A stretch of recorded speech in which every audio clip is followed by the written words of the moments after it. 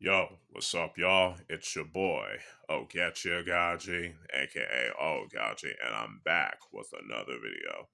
Now, before I begin, just want to let y'all know, like I usually do, that if y'all hear any talking, background noises, screaming, and all that type of stuff, that's my family. So, without further ado, let's begin.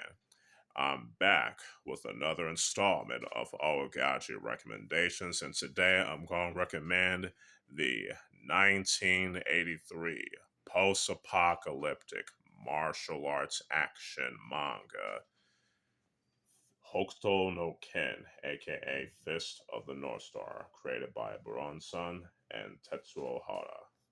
Yes, I wanted to do a recommendations video for a while now, especially on this particular series, because since I love Fist of the North Star, my first exposure to Fist of the North Star came from Showtime Beyond, where it had the manga entertainment dub of the TV anime adaptation. You know what I'm saying? And I got hooked on it. I watched, some of the original Japanese episodes of the original Japanese version of the anime adaptation, and I enjoy that, especially for the fact of Akira Kamiya, who is also known for being the voice of Kinnikuman and from Kinnikuman, also known as Kinniku Guru, that's his real name in the manga, and Ryo Saiba from City Hunter. So yeah, and he did a fantastic job as Kenshiro, and Akira Kamiya is Kenshiro. Y'all can't tell me otherwise. But anyway, let's get back into talking about the original manga. Now, I'm going to read the synopsis in the back of this manga, or I can just talk about it a little bit too. In a post-apocalyptic world in the year 1990X, humanity has risen from the ashes of an all-out nuclear war to a nightmare of endless suffering. It is a time of chaos, warlords and gangs of savage marauders rule the broken ruins of civilization, terrorizing and enslaving the survivors. Life has become a brutal struggle for existence and death, and the only release. And around this time, money, paper money, I should say, is useless. It is best to barter through food and water and gas. You know what I'm saying? And most modern day weapons are rendered useless. One day, one day, a wandering warrior outside the wasteland come, one, comes to bring justice. Or I should say, one day a wanderer appears out of the wasteland to bring justice to the guilty and hope to the people. A warrior named Kenshiro, a man who bears 7 scars upon his chest and holds the secret of a mysterious ancient Chinese martial art known as Hokuto Shinken, the divine fist of the North Star. Uh, yeah, I gotta say, this is a pretty awesome manga series. You know what I'm saying? The story is very good. It's very well written, in my opinion. Buronson and Tetsuo Hara, they definitely did that themselves good. Did themselves. They really outdid themselves with this manga, or I should say, excuse me. Um, what really hooked me in, about Fist of the North Star, it's the fact that it's basically uh, Mad Max meets Bruce Lee, because that's literally what it is. Because Kenshiro is basically Bruce Lee with a mix of like Mad Max and a pinch of Sylvester Stallone, a little bit, not much. Kenshiro was mostly inspired by Bruce Lee, Japanese action actor Yusako Matsuda, and the character Mad Max. So those are the main inspirations for Kenshiro, which is nice. And it, and it's basically what more can I say? That it's basically Bruce Lee, bringing some martial arts justice to the post-apocalyptic world. I mean, who can ask for more? And another thing that I like about this story is that it it's a great portrayal of traditional masculinity. You know what I'm saying, as well as martial arts.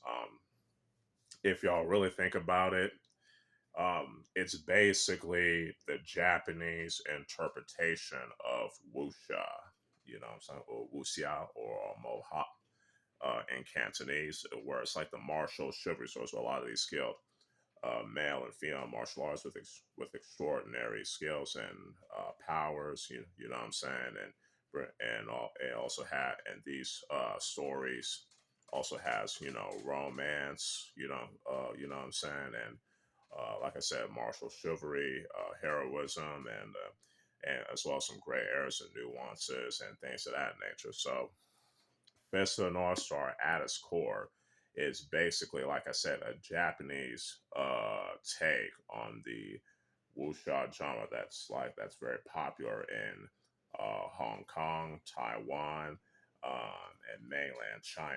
You know what I'm saying? And which I definitely like, and it's definitely evident with certain arcs with, let's say, the Fang Clan arc. You know what I'm saying? And even the Shin arc. Tetsuo Hara, his art, the art, he Tetsuo Hara is his art style is just top notch. You know what I'm saying? And it's on top of Fist of North Star being a romance, being a wuxia, Japanese interpretation of wuxia. It's also a bit of a romance as well. It's not, and I'm not just talking about the the love stuff. It's also like with friendship, man, and all that good stuff. You know what I'm saying, and the bonds that people share. You know what I'm saying, the importance of that, which is pretty cool. You know what I'm saying,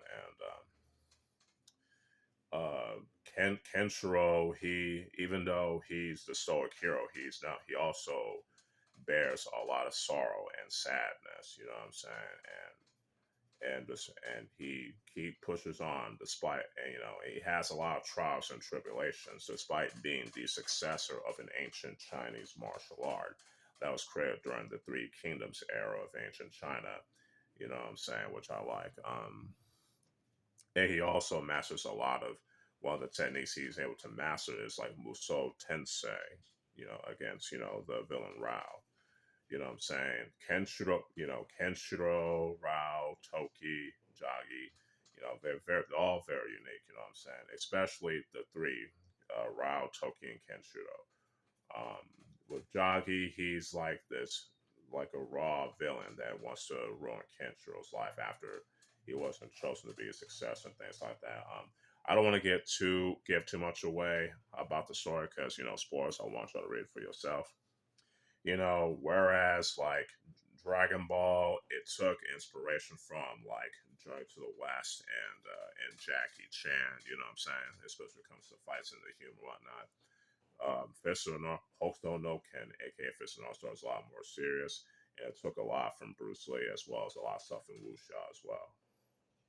Um, yeah, the story, it's a great interpretation of traditional masculinity, martial art, chivalry, brotherhood, and and like bump the friendship, romantic love, and all that great stuff. And the characters are, you'll find a favorite character in this. You know what I'm saying? And it's just, and the action is just top notch. It's like I said, it's basically a Japanese interpretation of Bruce Lee and the wuxia fiction, especially in movies as well. You know what I'm saying, as well as kung fu films as well, which I definitely like. Um, what more can I say that? Like I said, I definitely recommend y'all reading Hokuto no Ken, aka Fist of the North Star. You know what I'm saying? Especially because it's one of the godfathers of a lot of the battle shonen manga that we have today, along with Kinnikuman, Ring ni Kakiro, Otoko Ibiki Gaki Daisho, which is not necessarily part of the battle manga, but has a little bit of that, as well as the delinquent mangas that come after it, right? So yeah, hell, it's one of the main inspirations for Berserk and early JoJo's Bizarre Adventure, for crying out loud. So yeah, and it was also one of the main inspirations for Ricky O. So yeah, yeah. Well, who can ask for anything more, right? Hopefully, y'all enjoy this installment of Oaghaji recommendations. I wish I can say more, but again, I don't want to spoil the story. And not to mention, there's a lot I just, uh, I mean, well, damn, I'm tongue-tied already because I'm get to talk about Fist of North Star. But anyway, stay tuned for more Oaghaji recommendation videos and stay tuned for more other videos along the way. If y'all like this video, y'all can like it, share it, and all that good stuff. So, and you can also subscribe to the Oaghaji YouTube channel as well. So yeah, with all that being said, this is your boy Oaghaji, aka Oaghaji, signing out. Peace.